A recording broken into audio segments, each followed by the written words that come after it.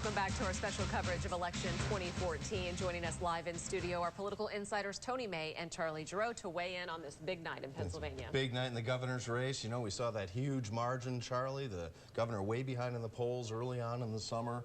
And it got narrower and narrower and narrower, but I expected a little more than about a minute and a half after 8 o'clock for major networks to start calling it for Tom Wolf. A lot of people are bothered by the fact that networks call these races very early, but they're generally not wrong.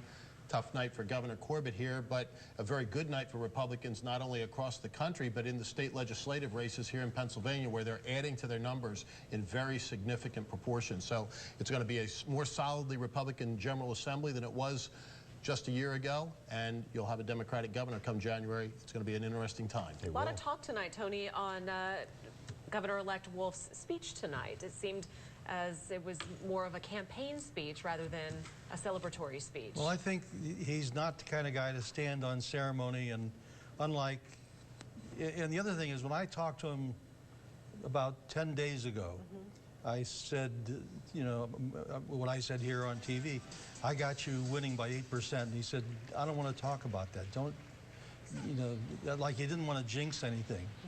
And I think that's the same way he approached election night. I don't think he prepared, as most candidates would, a set speech to try to set the agenda for the future. We'll have to wait for that for another day. Is that just his style? Is that what we should expect? It's his style until he changes it.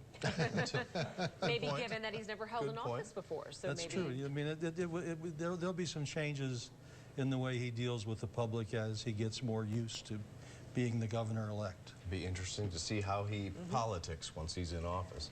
All right, let's talk about the U.S. Senate. Big night for the U.S. Senate tonight.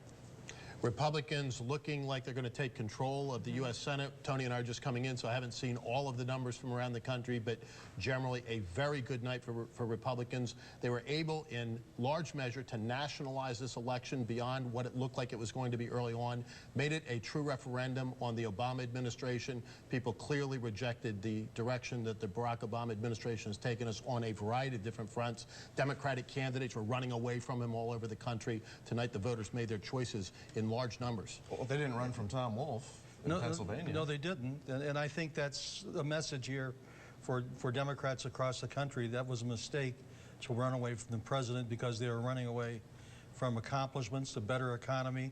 The very same statements you made about Tom Corbett, about how things are better in Pennsylvania, they're better across the country, but we didn't give the president credit. We didn't back him up.